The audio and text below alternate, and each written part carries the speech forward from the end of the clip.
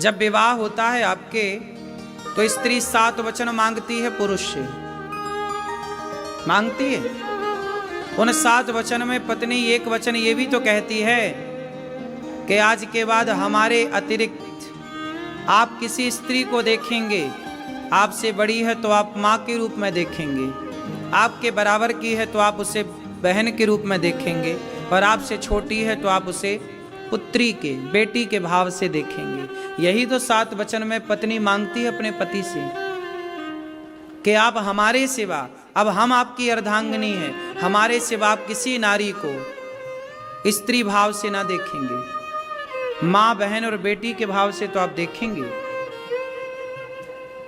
यही तो मांगती है। आज से आप किसी पराई नारी की ओर ना देखेंगे। लेकिन कहाँ स्त्री की बात पुरुष मानता है? यदि स्त्री की बात ही पुरुष मान ले तो भी पुरुष का कल्याण हो जाए। वो 7 वचन सुन लो।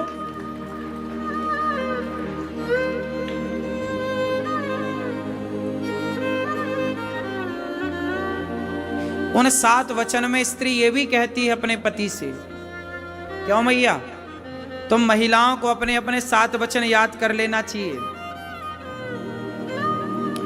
स्त्री 7 वचन जब मंडप के नीचे पति से कहती है तो पत्नी ये भी तो कहती है कि सबके सामने यदि मेरी गलती है, माना कि मैंने कोई गलती की, माना कि पत्नी ने कोई गलती की, तो पत्नी की गलती भले है पर पुरुष को सबके सामने, उसकी सहेलियों के सामने या परिवार के अन्य सदस्यों के सामने कभी अपनी पत्नी को डांटना नहीं चाहिए। डांटना है तो अकेले में डांटो, समझाना है अकेले में समझाओ, भले गलती है पर 4 लोगों के बीच में आप अपनी पत्नी को अपमानित ना करें। उसकी सखियों के साथ, उसकी सहेलियों के साथ, उसके या आपके ही अपने परिवारी सदस्य बैठे और आपने भरी सभा में अपनी पत्नी को डांट दिया, ये गलत है। 4 लोगों के बीच में पत्नी का अपमान ना किया करो, क्योंकि पत्नी आपकी अर्धांगिनी है, उसका अपमान आपका ही अपमान माना जाएगा। हम पत्नी का सम्मान करेंगे तो हमारे आसपास के जो और लोग हैं परिवारी, वो भी हमारी पत्नी का आदर करेंगे। हम ही पत्नी का सम्मान नहीं करेंगे तो और लोग क्या करेंगे? सम्मान देने से सम्मान बढ़ता है। और ये 7 वचन में एक वचन है। पत्नी ने पहले वचन लिया था, फिर कहा था कि आप वचन मानो तो मैं आपकी वामांगनी बनूं, तो मैं आपकी अर्धांगिनी बनूं, वरना नहीं बनूं। तो आपने बोला यस, तब फिर आप काहे मुकुर रहे हो? स्त्री का एक वचन ये भी होता है 7 वचन में कि वह अपने पति से कहती है कि हमें कोई भी काम करो, प्लॉट लो, प्लॉट बेचो, जमीन लो, जमीन बेचो, व्यापार करो, बिजनेस करो, कुछ भी करो, एक बार पत्नी से सलाह जरूर लेना चाहिए।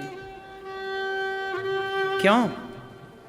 पत्नियों को भी पति को बेस्ट, परफेक्ट, अच्छी सलाह देनी चाहिए। और आजकल आदमी ना पत्नी से कुछ नहीं पूछता, पूछना चाहिए। आजकल का आदमी पत्नी को केवल पांव की जूती समझता, तुम तो हमारे पांव की जूती हो बस। एक जो पत्नी और पति जो साथ में जो बराबर की बराबरी है ना, वो दिखाई नहीं पड़ती अभी समाज में कुछ जगह।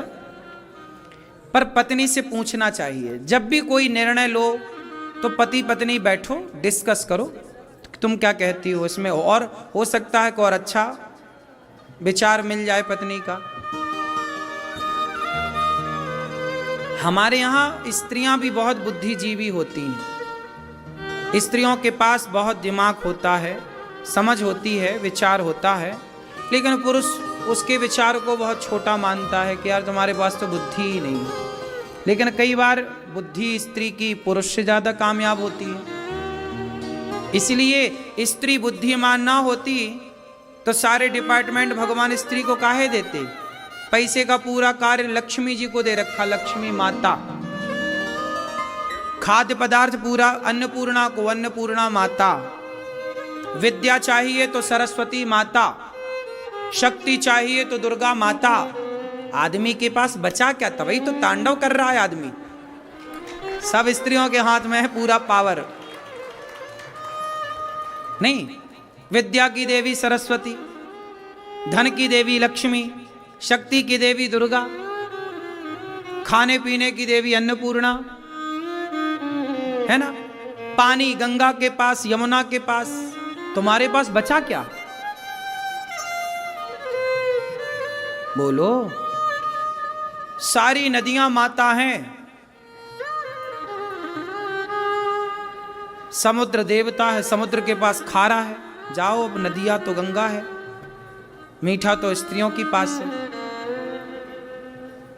इसलिए हमारे यहां स्त्री को आगे रखा है। स्त्री पहले, पुरुष बाद में। सीता राम, गौरी शंकर, राधा कृष्ण, ठीक है। स्त्री आगे है कि पीछे है? क्यों भैया? ये भैया बताएं, सताए हुए, आगे है कि पीछे है? फिर तो आप भी अपनी स्त्री को आगे ही रखिएगा। सलाह लेते हो पत्नी से कि नहीं? अरे माता पिता की अभी हम बात कर ही नहीं रहे हैं, अभी हम पत्नी की कर रहे हैं। यार तुम बहुत आगे आगे भागते हो।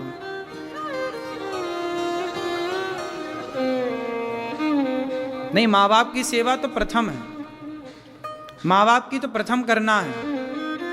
पत्नी कहती है कि माँ बाप को छोड़ दो, तो पत्नी की ये बात बिल्कुल नहीं माननी है। और तुम यहीं लड़ लो। जब यहां लड़ने का तुम्हारा इतना मूड है तो घर में पता नहीं क्या करते होगे। दिन भर तुम मारते ही रहते होगे पत्नी को। लक्षण ठीक नहीं लग रहे हैं तुम्हारे। पत्नी को इतना सताते हो, बताओ। पत्नी को कुछ नहीं बोलने दे, तू चुप रह, हम बोलेंगे सब। हाँ,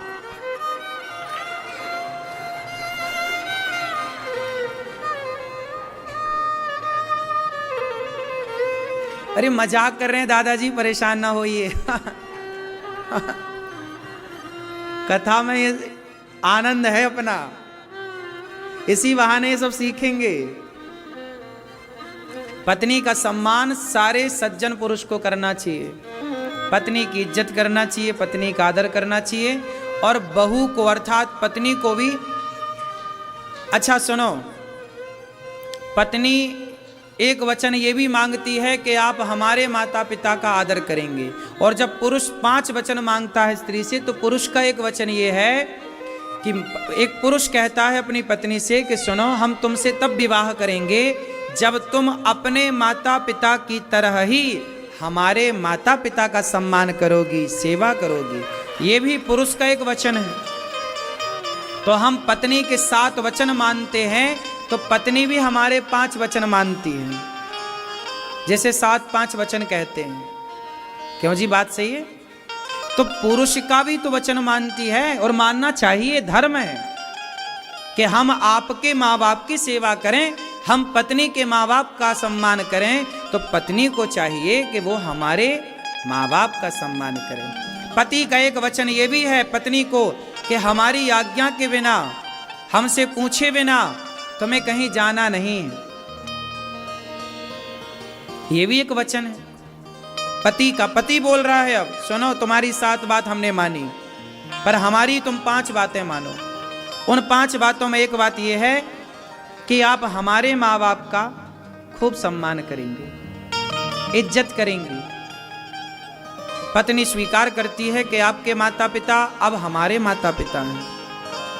तो माता पिता तो भगवान है, उससे तो कोई नकार ही नहीं सकता, ना पत्नी नकारे ना पति नकारे। इसलिए माता पिता तो भगवान है सबके लिए। क्या है माता पिता? तो आप अपने माँ बाप की सेवा करती हो, सास ससुर की? सही पूछेंगे हम सास ससुर से, सेवा करती हैं? पति की भी सेवा, पति के पांव दबाती हैं? पति के चरण दबाया करो। लक्ष्मी जी जैसे भगवान नारायण के पांव दबाती हैं। ससुर पिता होता है, सास माँ होती है। भारत की प्रत्येक बहू सास को, ससुर को माँ बाप मानने लग जाए तो घर स्वर्ग बन जाएगा। और सास ससुर बहू